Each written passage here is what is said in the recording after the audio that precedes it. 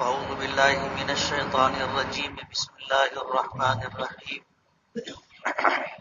ولهن مثل الذي عليهن بالمعروف وللرجال عليهن درجة والله عزيز حكيم وقال النبي صلى الله عليه وسلم الدنيا كلها متاع وخير متاع الدنيا المرأة الصالحة صدق الله العظيم وصدق رسوله النبی الکریم۔ بزرگان محترم اور عزیز دوستو، گزشتہ ہفتے عورتوں کے حقوق کے تعلق سے کچھ تمہیدی اور ابتدائی گفتگو رکھی تھی۔ اللہ تعالیٰ نے اس کائنات میں جتنی مخلوقات پیدا کی ہیں، ان مخلوقات میں ہم انسانوں کو اللہ نے اشرف المخلوقات بنایا، اور اللہ تعالیٰ نے حضرت آدم علیہ نبینا علیہ الصلاۃ والسلام کو اپنے دست قدرت سے بنایا، جنت میں رکھا۔ تنہائی دور کرنے کے لیے اللہ پاک نے حضرت آدم علیہ الصلاۃ والسلام کی بائیں پسلی سے مائی حوا کو پیدا فرمایا۔ نبی کریم صلی اللہ علیہ وسلم نے اس بات کا تذکرہ خود اپنی حدیث مبارکہ میں کیا ہے کہ اللہ تعالیٰ نے حضرت آدم کی بائیں پسلی سے مائی حوا کو پیدا فرمایا، اور اس کے بعد قیامت تک آنے والی اپنی امت کو ایک پیغام دیا، اور وہ پیغام یہ تھا کہ اللہ تعالیٰ نے مرد و عورت کو پیدا فرمایا، دونوں کی خلقت اللہ نے یکساں رکھی۔ عورت اور مرد کے اللہ نے فرق معمولی سا رکھا ہے، ورنہ دو کان اس کے ہیں، دو آنکھ اس کی ہے، دو ہاتھ اس کے ہیں، دو پیر اس کے ہیں، یہی مرد کا بھی۔ اللہ نے احکامات عطا کیے کہ عورتوں کو کس طرح رہنا چاہیے، مرد کو کس طرح رہنا چاہیے۔ خلقت کے اعتبار سے، پیدائش کے اعتبار سے دونوں ایک ہیں، ان کی پیدائش میں کوئی فرق نہیں ہے۔ اللہ نے فطرت بھی دونوں کی یکساں بنائی ہے، کچھ امتیازی خصوصیات اللہ پاک نے عطا کی ہیں۔ عورتوں کو مردوں کے مقابلے میں اللہ نے کمزور بنایا ہے۔ اللہ نے نزاکت، نفاست، خوبصورتی، حسن و جمال انہیں مردوں کے مقابلے میں زیادہ دیا ہے۔ ازدواجی زندگی اچھی طریقے سے گزرتی رہے تو مرد کے لیے جو کام ضروری ہے، ان کے لیے جو خوبیاں، جو صلاحیتیں ضروری ہیں، وہ مرد کو عطا کی، اور عورتوں کے ذمے جو ذمہ داریاں ہیں، ان ذمہ داریوں کو پورا کرنے کے لیے جو صلاحیت چاہیے، اللہ نے وہ صلاحیت عورتوں کو دی۔ ورنہ پیدائش اور خلقت کے اعتبار سے دونوں ایک ہیں۔ قرآن کریم کی آیت میں نے پڑھی کہ وَلَهُنَّ مِثْلُ الَّذِي عَلَيْهِنَّ بِالْمَعْرُوفِ، کہ ان عورتوں کے لیے بھی وہی حقوق ہیں تم مردوں پر جیسے تمہارے حقوق ان عورتوں پر ہیں۔ وَلِلرِّجَالِ عَلَيْهِنَّ دَرَجَةٌ، اور اللہ پاک نے عورتوں پر مردوں کو قدر فضیلت عطا کی ہے درجے کے اعتبار سے، اور اللہ غالب ہے اور حکمت والا ہے۔ اللہ نے اپنی حکمت کاملہ سے عورتوں اور مردوں کے تعلق سے جو خوبیاں، صلاحیتیں دونوں کو اپنی ذمہ داریاں پوری کرنے کے لیے درکار تھی، وہ دونوں کو عطا کی۔ جب ہم اللہ کی عطا کردہ ان صلاحیتوں کو مسخ کر دیتے، اسے فراموش کر دیتے، اسے نظر انداز کر دیتے ہیں، یا جان بوجھ کر کے اس کی خلاف ورزی کرتے ہیں، تو پھر سماج میں شقاق، نفاق، اختلاف وجود میں آتا ہے۔ اللہ نے مردوں کو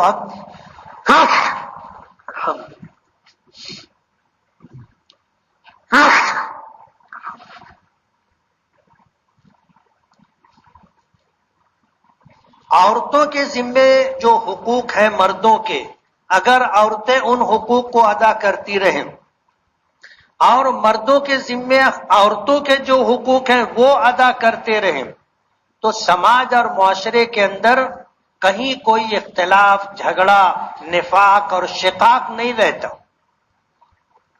یہ باتیں اور یہ خرابیاں اس وقت دکھائی دینے لگتی ہیں جب کسی ایک کی طرف سے حقوق کی ادائیگی میں کوتاہیاں ہونے لگتی۔ عجیب بات یہ ہے کہ آج ہمارے سماج اور معاشرے میں مردوں کو یہ پتہ نہیں ہے کہ عورتوں کے مجھ پر کیا حقوق ہیں، اور عورتوں کو بھی پتہ نہیں ہے کہ مردوں کے ہم پر کیا حقوق ہیں۔ اب آپ اندازہ کریں کہ جس چیز کا ہمیں علم نہ ہو اس چیز کی انجام دہی ہمارے لیے کیسے ممکن ہوگی؟ ہمیں معلوم ہی نہیں ہے کہ ہمیں کیا کرنا ہے، تو ہم کیا کریں گے اور کیسے کریں گے؟ اس لیے حقوق کی جانکاری ضروری ہے۔ ایک مرد کو معلوم ہونا چاہیے کہ مجھ پر عورتوں کے کیا حقوق ہیں۔ عورتوں میں ماں بھی ہے، عورتوں میں بہن بھی ہے، عورتوں میں بیوی بھی ہے، عورتوں میں بیٹی بھی ہے، اور دیگر رشتہ داریاں بھی ہے، خالہ ہے، پھوپھی ہے۔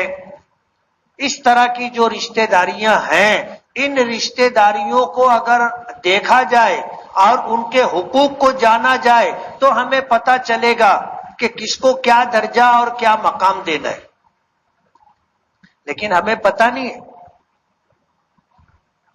اسی طرح عورتوں کو بھی پتہ نہیں ہے کہ باپ کا حق کیا ہے، شوہر کا حق کیا ہے، بھائی کا حق کیا ہے، بیٹے کا حق کیا ہے، اور پھر جو رشتہ داریاں ہوتی ہیں ان رشتہ داریوں کے پیش نظر ہر مرد کا الگ الگ حق ہے۔ یہ ہماری ماؤں اور بہنوں کو پتہ نہیں ہے، اور ان کے ادائیگی میں جب کوتاہیاں ہوتی ہیں تو پھر اختلاف، جھگڑا، نفاق اور شقاق وجود میں آتا ہے۔ اسلام ایسا کامل و مکمل مذہب ہے کہ اللہ تعالیٰ نے اس میں یہ خوبی رکھی ہے کہ صبح قیامت تک انسانوں کے تمام مسائل کا حق اللہ پاک نے دین و شریعت میں رکھا ہے۔ صبح قیامت تک کس کا کیا حق ہے ہمیں قرآن بتاتا ہے، ہمیں حدیث پاک بتاتی ہیں، لیکن ایک مسلمان ہونے کے بعد بھی ہمیں پتہ نہیں ہے، اور ہم جاننے کی کوشش بھی نہیں کرتے کہ ہم نے کبھی اس بات کو محسوس کیا ہو کہ ہم سماج میں رہتے ہیں، اور سماج میں رہتے ہوئے مختلف لوگ ایک ساتھ رہتے ہیں، اور کہیں نہ کہیں ہمارا آمنا سامنا ہوتا ہے، اور کبھی نہ کبھی ہم لوگوں کو یہ احساس ہوتا ہے کہ ہمیں کیا کرنا چاہیے یا ہمارے ساتھ کیا ہونا چاہیے، اس بات کا احساس ہوتا ہے، لیکن اس کے بعد بھی ہم حقوق کو جاننے کی کوشش نہیں کرتے۔ فی نفسی عورت کے حقوق اگر دیکھے جائیں تو شریعت نے اس کو تفصیل سے بیان کیا ہے۔ سب سے پہلا حق اس کا یہ ہے کہ اس کی عصمت اور عفت کا خیال رکھا جائے، یہ حق سب سے مقدم ہے، یہ حق سب سے مقدم ہے کہ اس کی عفت اور اس کی عصمت کی حفاظت کی جائے۔ نبی کریم صلی اللہ علیہ وسلم نے اپنے معمولات سے اس بات کو بتایا۔ فتح مکہ کے موقع پر نبی کریم صلی اللہ علیہ وسلم کے سامنے جب خواتین گرفتار کر کے لائی گئیں تو قبیلہ طے کی خواتین سامنے تھی۔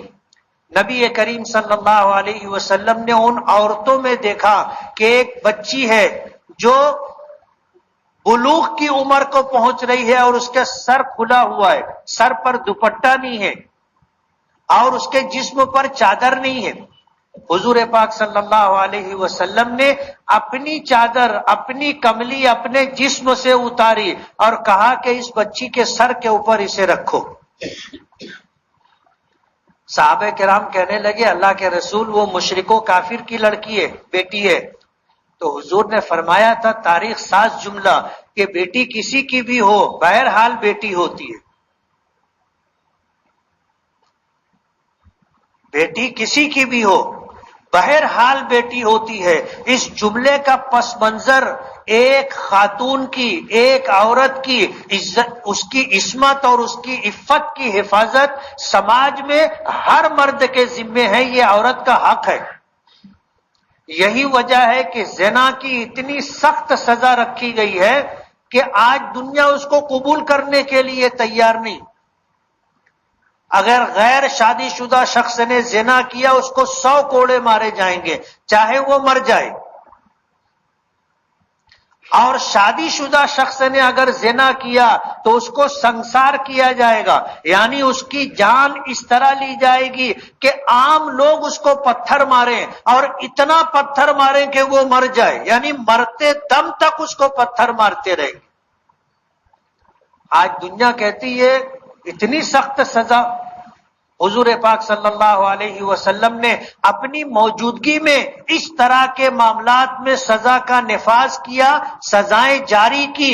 قیامت تک آنے والے انسانوں کو یہ کہنے کا موقع نہیں دیا کہ حضور کے زمانے میں اگر سزائیں نہیں دی گئی تو ہم کیسے دیں گے۔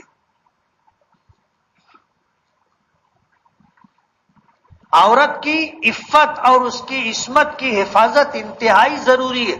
ہر مرد کو اللہ پاک کا حکم ہے، قُل لِّلْمُؤْمِنِينَ يَغُضُّوا مِنْ أَبْصَارِهِمْ وَيَحْفَظُوا فُرُوجَهُمْ ذَلِكَ أَزْكَىٰ لَهُمْ۔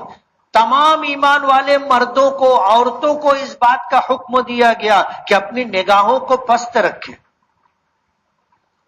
نگاہیں جھکا کر کے رکھیں، اس ہر طرف نظریں گھما گھما کر کے دیکھنا یہ ہماری تہذیب کے خلاف ہے، شرعی احکامات کے خلاف ہے۔ مردوں کو حکم ہے، فرمایا وَيَحْفَظُوا فُرُوجَهُمْ، اپنی شرمگاہوں کے ساتھ ساتھ اپنے جسم کے ہر اس حصے کی حفاظت کرو جس سے سماج میں برائی وجود میں آ سکتی ہے۔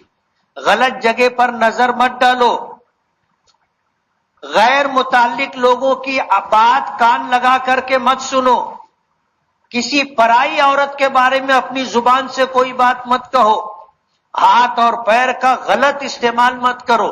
علماء مفسرین نے لکھا ہے کہ فرج کے معنی صرف شرمگاہ نہیں، ہر وہ جسم کا حصہ جس سے برائی وجود میں آ سکتی ہے اس کی حفاظت کرو، اور یہی حکم بعینہ عورتوں کو دیا گیا۔ وَقُلْ لِلْمُؤْمِنَاتِ يَغْضُضْنَ مِنْ أَبْصَارِهِنَّ، کہ ایمان والی عورتوں سے آپ کہہ دیجئے کہ اپنی نگاہوں کی حفاظت کریں، وَيَحْفَظُوا فُرُوجَهُمْ، اور اپنی شرمگاہوں کی حفاظت کریں، وَلَا يُبْدِينَ زِينَتَهُنَّ إِلَّا مَا ظَهَرَ مِنْهَا إِلَّا لِبُعُولَتِهِنَّ، اور اپنی آرائش، اپنی زیبائش اور اپنا بننا سنورنا یہ لوگوں پر ظاہر نہ کریں۔ آج بالکل اس کے برعکس ہے، گھر میں رہتی ہے تو شوہر کے لیے کچھ نہیں کرتی، لیکن باہر نکلنے لگتی ہے تو پھر اس کا بناؤ سنگار دیکھو آپ۔ اور یہ ہر ایک کے گھر کا مسئلہ ہے، صرف آپ کے گھر کا ہو ایسا نہیں، ہر ایک کے گھر کا مسئلہ ہے۔ اپنے شوہر کے لیے اس کو شریعت نے اجازت دی ہے، بلکہ پسند کیا ہے کہ شوہر کے ساتھ رہتے ہوئے اپنے آپ کو ایسا رکھو کہ شوہر کی تم میں رغبت رہے، اپنے آپ کو ایسا بنا کے مت رکھو کہ وہ پرائی عورتوں میں رغبت کرنے لگے۔ پوری تفصیل ہے، الا لبعولتہن، اپنے شوہروں کے لیے، باپ کے لیے، بھائی کے لیے، بچوں کے لیے۔ ظاہر بات ہے اگر جوائنٹ فیملی ہے، مشترکہ خاندان ہے، تو شوہر کے ساتھ بناؤ سنگار کا معاملہ الگ ہوگا، اور گھر میں رہتے ہوئے پھر باپ بھی ہے، بھائی بھی ہے، اور دیگر بھی جو ہے مرد اور بچے ہو سکتے ہیں، کچھ کے ساتھ پردہ ہے، کچھ کے ساتھ پردہ نہیں ہے، سب کا پاس و لحاظ ضروری ہے۔ حضور پاک صلی اللہ علیہ وسلم نے اپنی چادر عنایت کی کہ اس بچی کے سر پر رکھو۔ لوگوں نے کہا کہ اللہ کے رسول وہ مشرک و کافر کی بیٹی ہے، تو حضور نے فرمایا بیٹی کسی کی بھی ہو بہرحال بیٹی ہوتی۔ اللہ کے رسول صلی اللہ علیہ وسلم کو کسی نے بتایا کہ یہ قبیلہ طے کے لوگ خواتین ہیں، قبیلہ طے کی عورتیں، اور قبیلہ طے میں حاتم طائی مشہور نام آپ نے بھی سنا ہوگا، اس زمانے سے سخاوت میں اس کا نام چلا آ رہا ہے۔ حضور کے زمانے میں، زمانہ جاہلیت میں بھی اس کے باپ کا نام تھا۔ حضور نے فرمایا، اس بیٹی سے پوچھا کہ سنا ہے تیرا باپ بہت سخی، تو اس نے کہا کہ ہاں، میں اپنے قبیلے کے سردار حاتم طائی کی بیٹی ہوں۔ اللہ کے رسول صلی اللہ علیہ وسلم نے فرمایا کہ تجھ کو تیرے باپ کی سخاوت کی وجہ سے آزاد کرتا ہوں۔ یہ سب گرفتار کر کے لائی گئی تھی۔ حضور نے فرمایا تجھ کو تیرے باپ کی سخاوت کی وجہ سے آزادی۔ اس نے انکار کر دیا کہ میں اکیلے آزادی نہیں قبول کروں گی، اگر میرے قبیلے کی تمام عورتوں کو آپ آزاد کریں گے تو میں آزادی قبول کروں گی، ورنہ مجھے تنہا آزادی قبول نہیں ہے۔ حضور پاک صلی اللہ علیہ وسلم نے فرمایا کہ تجھ کو تیرے باپ کی سخاوت کی وجہ سے آزاد کرتا ہوں، اور تیرے قبیلے کی تمام عورتوں کو تیری انسانی ہمدردی کی بنیاد پر آزاد کرتا ہوں۔ تو عورت کا سب سے پہلا حق اس کی عفت اور اس کی عصمت کی حفاظت ہے۔ دوسرا حق یہ ہے کہ اس کو عزت دی جائے، عورت کو عزت دی جائے۔ خواتین کا احترام ہماری سرشت میں اور ہماری شریعت کے احکامات میں سے، مرد اگر اس بات کو سمجھ لے کہ وہ اپنی بیوی کو عزت اور محبت دے دے، آپ یقین مانو کبھی زندگی میں جھگڑا نہیں ہوگا۔ وہ آپ کے ساتھ بھوکی بھی رہ جائے گی، تنگ دستی، فقر اور محتاجگی میں بھی رہ جائے گی، لیکن آپ اگر اس کی بے عزتی کریں گے، آپ اگر اس کو پیار محبت نہیں دیں گے، پھر آپ چاہے اسے سونے کا نوالا کھلاؤ، وہ آپ کے ساتھ رہنا پسند نہیں کرے گی۔ عورت کو عزت دینا ضروری ہے، اس کا احترام ضروری ہے۔ وہ کوئی زر خرید باندھی نہیں ہے، آپ نے کہیں بازار سے خرید کر کے اسے نہیں لایا، اللہ اس کے رسول کے نام پر وہ آپ کے ساتھ رہ رہی ہے، اور آپ اگر اس کے ساتھ ذلت آمیز سلوک کرو گے، اس کی بے احترامی کرو گے، اس کو ذلیل کرو گے، وہ آپ کے ساتھ رہنا پسند نہیں کرے گی۔ مجبوری الگ چیز ہے، لیکن جو مرد حضرات عورتوں کی عزت نہیں کرتے، عورتیں ان کو قطعاً پسند نہیں کرتی۔ اب ان کی مجبوری ہے، جائیں تو کہاں جائیں، آپ کے نکاح میں ہیں، آپ کے ساتھ رہنا ہے، لیکن دل سے آپ کو پسند نہیں کرے گی۔ خاندانی تنازعات کے سلسلے میں بیوی کے متعلق کسی نے لقمان حکیم سے پوچھا تھا کہ بیوی رام رہے، یعنی ہمیشہ مطیع و فرما بردار رہے اور خوشگوار زندگی گزرے، کیا کرنا چاہیے؟ کہا کہ اسے محبت دو، عزت دو۔ بولے اگر پھر بھی نہ سمجھ میں، پھر بھی اگر کچھ نتیجہ دکھائی نہ دے تو بولے خوراک ڈبل کر دو۔ گولیوں کا، دواؤں کا بھی تو پاور ہوتا ہے نا۔ کہا کہ تم نے جتنی عزت دی ہے، جتنا پیار دیا ہے، اگر آپ کو لگتا ہے کہ رزلٹ نہیں ہے، کہا کہ خوراک ڈبل کر دو۔ جتنی عزت دے رہے ہو اس کے دگنی، جتنا پیار محبت دے رہے ہو اس کو دگنا کر دو، مسئلہ حل ہو جائے گا۔ کسی کے ساتھ پیار محبت سے پیش آنا عجیب و غریب چیز ہے۔ آپ جانور کے ساتھ اگر محبت کا اظہار کر دے تو وہ بھی آپ کے ساتھ لگ جاتا ہے۔ تجربہ شرط ہے، کر کے دیکھ لو۔ جب ایک جانور اس چیز کو محسوس کرتا ہے، سمجھ لیتا ہے، تو کیا بیوی نہیں سمجھے گی؟ خواتین سماج اور معاشرے میں رشتہ داروں میں ہم نے اگر ان کے ساتھ عزت و احترام کا معاملہ کیا تو کیا وہ اس بات کو محسوس نہیں کریں گے؟ یقیناً کریں گے۔ عورت کی عزت کی جائے اور رازداری کا حق شریعت نے عورت کو دیا ہے۔ عورت کے معنی ہی ہیں چھپائی جانے والی چیز، عربی زبان کا لفظ ہے، عربی زبان کا لفظ ہے جسم کے وہ حصے چاہے مرد کے ہوں چاہے عورتوں کے ہوں جن کا چھپانا شریعت نے ضروری قرار دیا ہے، اس حصے کو عورت کہا جاتا ہے۔ اور عورت مکمل چھپائی جانے والی چیز ہے، اس لیے اس کو عورت کا نام دیا گیا۔ مرد کا ستر یعنی جسم کا وہ حصہ جسے چھپانا ہر ایک سے ضروری ہے، وہ ناف سے لے کر کے گھٹنے کے نیچے تک کا حصہ ہے۔ بلا ضرورت شدیدہ بغیر کسی مجبوری کے ہم اس کو اوپن نہیں کر سکتے، کھول نہیں سکتے۔ اور عورتوں کا پورا جسم چھپانا ضروری ہے، سر کے بالوں سے لے کر کے پیر کے ناخن تک۔ اور جسم میں سب سے زیادہ متاثر کرنے والا حصہ چہرہ ہوتا ہے۔ مرد کسی عورت کو کیا دیکھ کر کے پسند کرتا ہے؟ چہرہ دیکھ کر کے پسند کرتا ہے۔ اگر چہرہ دکھائی نہ دے تو مرد دیکھتا بھی نہیں ہے عورت کی طرف، ہے نا یہی بات؟ اسی لیے شریعت کا حکم عورتوں کے لیے قرآن کریم میں اللہ پاک نے اس کا حکم دیا ہے کہ جب عورتیں گھر سے نکلے تو اپنے سر پر اپنے جسم پر چادر ڈال لیں،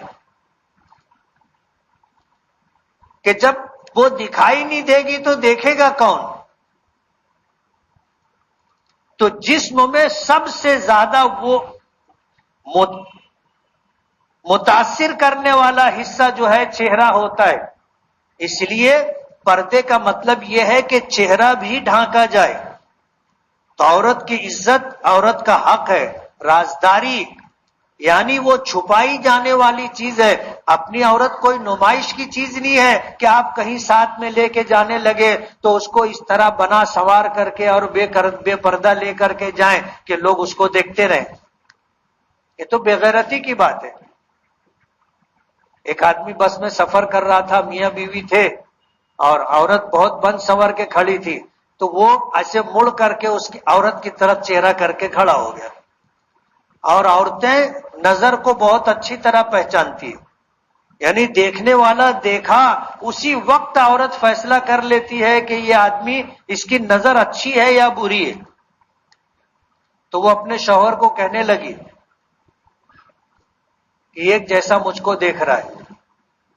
تو اس کے شوہر نے اس کو ٹوکا کہ تو کیوں میری بیوی کو دیکھ رہا ہے؟ بولے یار تم دکھا رہے ہو تو میں دیکھ رہا ہوں نا،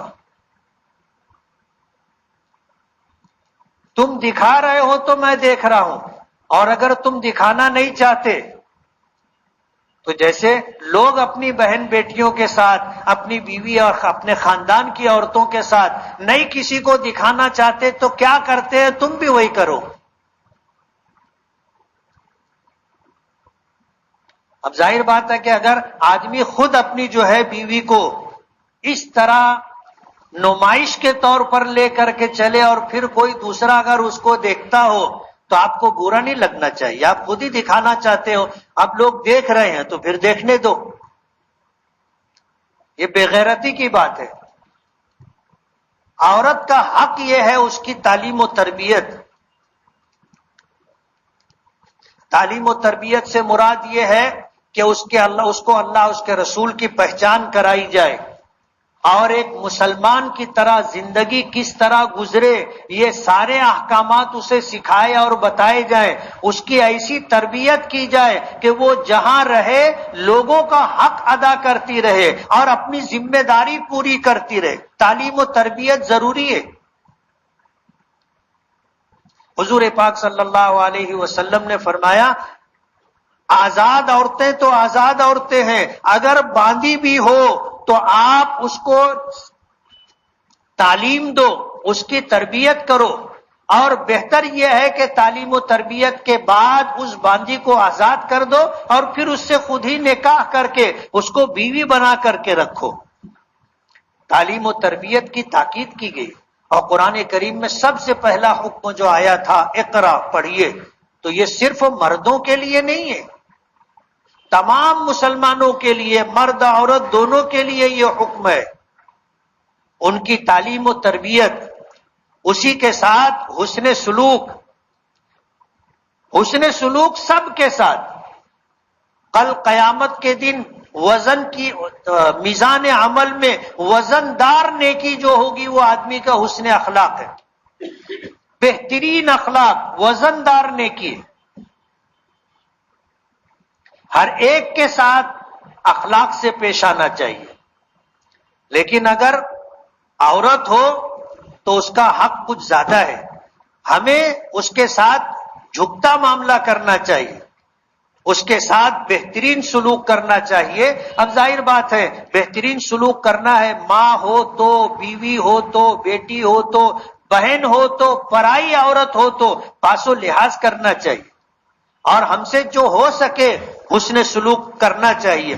شریعت نے اسی کے ساتھ اس کا حق یہ بھی رکھا ہے کہ وہ مردوں کی طرح جائیداد میں وارث ہوگی۔ قرآن کریم میں تفصیلی احکامات وراثت کے موجود ہیں۔ ماں ہو تو اس کا حصہ ہے، بیوی ہے تو اس کا حصہ ہے، بہن ہے تو اس کا حصہ ہے، بیٹی ہے تو اس کا حصہ ہے، ہر اعتبار سے اس کا حصہ ہے۔ ملک کے کچھ علاقوں میں ایسا ہے کہ غیروں کی طرح اس کی شادی کے موقع پر جو خرچ کر دیا وہ اس کا حصہ ہو گیا، اب اس کو میراث میں حصہ نہیں دیا جاتا۔ آپ مت خرچ کرو اس کی شادی پر، دھوم دھام مت کرو، فضول خرچی مت کرو، سادگی کے ساتھ نکاح کر دو جو شریعت کا حکم ہے۔ اپنے رسم و رواج کو آپ سامنے رکھ کر خرچہ کرتے ہو اور پھر جو ہے بیٹی کو، بہن کو میراث سے محروم کر دیتے ہو، جائز نہیں ہے۔ کل قیامت کے دن باز پرس ہوگی، مواخذہ ہوگا، پکڑ ہوگی، اور اس کو اس کا حق دلایا جائے گا۔ تو ملکیت اور جائیداد میں بھی وہ وارث ہوگی، اور جس طرح ہم مرد لوگ اپنا حق لینے کے لیے رویہ اور طریقہ اختیار کرتے ہیں، ان کو بھی پورا پورا انصاف ملنا چاہیے۔ عام طور پر جائیداد میں عورتوں کو حق نہیں دیا جاتا، اور دیا بھی جاتا ہے تو مری مرغی دی جاتی ہے۔ جائیداد اور پراپرٹی میں جو لوگوں کے قبضے میں ہو وہ زمین اس کو وراثت میں دے دیتے، جو جائیداد پراپرٹی کام کی نہ ہو وہ بہنوں کو اور بیٹیوں کو دے دیتے، اور جتنے اچھے موقع کے پلاٹ ہوتے ہیں، زمین ہوتی، وہ خود رکھ لیتے۔ ناانصافی ہوتی ہے ان کے ساتھ۔ اسی طرح ان کا حق حرمت نکاح بھی ہے، حرمت نکاح۔ شریعت میں کچھ مرد ہیں جو محرم ہیں، محرم ہیں، جیسے باپ ہے، بیٹا ہے، بھائی ہے، بھتیجا ہے، بھانجا ہے، پوتا ہے، نواسا ہے، یہ محرم ہے۔ عورتوں کو شریعت نے یہ حق دیا ہے کہ یہ آپس میں نکاح نہیں کر سکتے۔ زمانے جاہلیت میں ایسا ہوتا تھا، لوگ ماں سے نکاح کرتے تھے، ماں سے مراد باپ نے جس عورت سے نکاح کیا اس کا انتقال ہو گیا، بیٹے اس سے نکاح کر لیتے تھے۔ شریعت نے منع کیا، جائز نہیں، حرمت نکاح کا حق دیا گیا۔ اور اسی طرح جو ہے پھر آپ کو پتہ ہے کہ عورت ماں ہوتی ہے تو اس کا حق ہے، اس کے قدموں کے نیچے جنت ہے۔ بہن ہو تو اس کا اپنا حق ہے، وہ بھائی کے لیے غیرت ہے۔ بیٹی ہو تو وہ باپ کے لیے رحمت ہے، اور اگر بیوی ہو تو پھر وہ شوہر کی عزت اور اس کے سینے میں وفا کی بلندیاں ہیں۔ عورت کو یہ حقوق شریعت نے دیے ہیں اور ان کی پاسداری ضروری ہے. اگر ہم عورتوں کے حقوق کو ادا کریں، آپ یقین مانیں اسلام کی یہ وہ صفت ہے جو لوگوں کو اسلام قبول کرنے پر مجبور کر دے گی.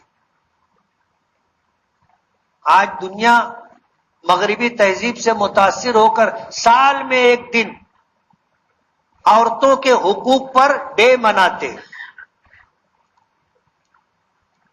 اور انہوں نے عورتوں کو کوئی حق نہیں دیا. یہ ایک نمائش ہے بس. لیکن اسلام نے عورتوں کو حق نہیں حقوق دیے. اگر مسلمان مسلم خواتین کے ساتھ ساتھ غیر مسلم خواتین کا جو حق بنتا ہے عورت ہونے کے ناطے، اگر وہ حق آپ دو گے وہ ہلکا بگوش اسلام ہو جائے گا.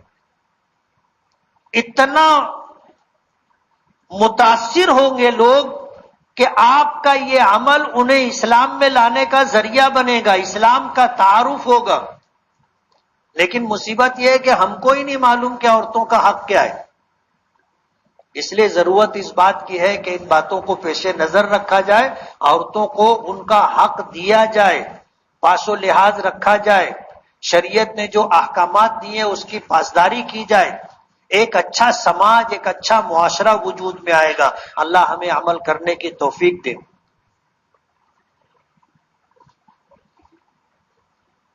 ہمارے مسجد کے ذمہ داران نے مالیگاؤں کے وہ مدارس جو ایک زمانے سے تعلیمی خدمت کر رہے ہیں اور مالیگاؤں کا چہرہ مہرہ یعنی مسجدوں اور مدرسوں کا شہر بنا دیا ہے ہمارے اکابرین اور علماء نے. آج الحمدللہ اسی کی وجہ سے ہمارے شہر کا ایک امتیاز ہے پورے ملک میں. سفر ہوتا رہتا ہے، جہاں کہیں جاؤ مالیگاؤں کا نام سن کر کے لوگ بولتے ہاں مالیگاؤں.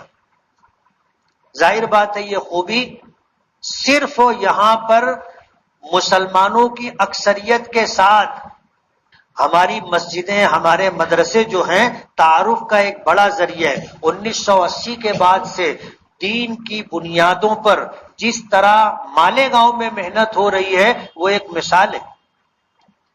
اس سال 500 سے زائد بچے اور بچیوں نے قرآن پاک حفظ کیا ہے. اور یہ کوئی چھوٹا عدد نہیں ہے. اگر میں یہ کہوں جہاں بڑے بڑے مدرسے ہیں ان شہروں سے بھی اگر تقابل کر لو گے تو اپنا مالیگاؤں جھکتا نکلے گا. میں کسی شہر کا نام نہیں لینا چاہتا، عام بات کہہ رہا ہوں. ہمارے شہر میں 200 سے زائد بچیاں حفظ قرآن کر کے آج الحمدللہ حافظہ ہو گئیں. میرے گھر میں جو مدرسہ چلتا ہے اس میں 73 سال کی ایک بوڑھی عورت نے حفظ کیا. یہ مثال آپ کو کہیں نہیں ملے گی. مالیگاؤں کے مدرسوں کا مالیگاؤں کے لوگوں پر ایک بڑا حق ہے. اور دیکھ کے بسا اوقات دکھ ہوتا ہے کہ مالیگاؤں کے لوگ اپنے شہر کے مدرسوں کو چندے کی رقم میں معمولی رقم دیتے ہیں. اتفاق کی بات یہ کہ بیت العلوم کا سفیر بیٹھا ہوا تھا، اس کو 600 روپیہ چندہ دیا. اور باہر کے مدرسے کا سفیر آیا تھا، اس نے 2-4 مرتبہ سیٹ صاحب بولا، اس کو 5000 چندہ دی. جب ہم لوگوں نے سفرا کی انکوائری اور تحقیق شروع کی تو جس کو 5000 ملا تھا وہ بوگس سفیر تھا. جن مدرسوں کو تم نے دیکھا نہیں ہے، جن کے بارے میں آپ کو تحقیق نہیں ہے، کم سے کم ان کے مقابلے میں آپ ان مدرسوں کو جن کے قیام پر ایک لمبا زمانہ گزر گیا، آپ کے شہر میں وہ دینی تعلیم کی خدمت انجام دے رہے ہیں، آپ کے تعاون کے اصل حقدار وہ ہیں. مسجد کے ذمہ داران نے طے کیا کہ ہر مہینے میں 1 ہفتہ کسی بڑے مدرسے کے تعاون کے لیے وقت مقرر کیا گیا، جمعہ مقرر کیا گیا. مسجد کے لوگ اپنی مسجد کا چندہ نہیں کرتے. آپ نے دیکھا ڈبہ نہیں گھوما ہوگا ابھی، بہت سارے لوگ ڈبے میں رقم ڈالنے کے لیے انتظار کر رہے ہوں گے. آپ سے گزارش ہے کہ آپ جو تعاون ہماری مسجد کا کرتے ہیں اور الحمدللہ بڑا تعاون آپ کرتے، ہم آپ کے شکر گزار ہیں۔ 20-25 ہزار روپیہ چندہ صرف جمعہ کی نماز میں ہو جانا ہماری مسجد کی خصوصیت ہے، اور اس کے لیے ہم آپ کے شکر گزار ہیں۔ اللہ آپ کو اس کی جزا دے گا۔ اصل کمائی یہی ہے، اس لیے ہماری آپ سے یہ گزارش ہے کہ ابھی جمعہ کی نماز کے بعد دارالعلوم محمدیہ جو اپنے شہر کا قدیم ادارہ ہے، جہاں سے بچے حافظ و عالم بن کر کے نکلتے ہیں، اور پورے مہاراشٹر کے اندر کہیں نہ کہیں وہ لوگ اپنی خدمات انجام دیتے ہیں، اس ادارے کے اساتذہ، وہاں کے ذمہ داران چندے کے لیے آئے ہیں۔ آپ اس ہفتے کا چندہ جو مسجد کو دینے والے ہیں آپ ان کو دیں، اور مدرسہ ہے اس کے لیے اچھا تعاون کرے۔ ہماری مسجد کی یہ خصوصیت بھی ہے الحمدللہ، جب مدرسے کا تعاون ہوتا ہے تو بڑھ چڑھ کر کے تعاون کرتے ہیں۔ گزشتہ مہینہ 13 جنوری 23 کو مدرسہ معہد ملت کا ٹوٹل چندہ 60,000 روپے سے اوپر ہوا تھا، اور یہ کم ہوا تھا۔ اس سے پہلے جو چندہ ہوا تھا وہ 1 لاکھ روپے سے اوپر ہوا تھا۔ 10 فروری جمعہ کو مدرسہ اسلامیہ کا چندہ ہوا تھا 76,000 روپے سے زیادہ ہوا تھا۔ اب اس ہفتہ دارالعلوم محمدیہ کا چندہ ہوگا۔ آپ سے گزارش ہے کہ رمضان کی آمد کے پیش نظر آپ جتنا اچھا تعاون کر سکتے ہو اپنے ان اداروں کا تعاون کریں۔ یہ ہمارے شہر کے لیے فخر کی بات ہوگی کہ مالیگاؤں شہر کے کچھ مدرسے ایسے ہیں جو چندے کے لیے کہیں نہیں جاتے، مالیگاؤں سے باہر کہیں چندہ نہیں ہوتا، مالیگاؤں کے لوگ ہی ان کا سارا خرچ مہیا کرتے۔ اس لیے آپ سے گزارش ہے کہ دارالعلوم محمدیہ کی دل کھول کر کے مدد کریں، زکوٰۃ، صدقات، عطیات کے ذریعے۔ جن حضرات نے سنت نہ پڑھی وہ سنت پڑھ لیں۔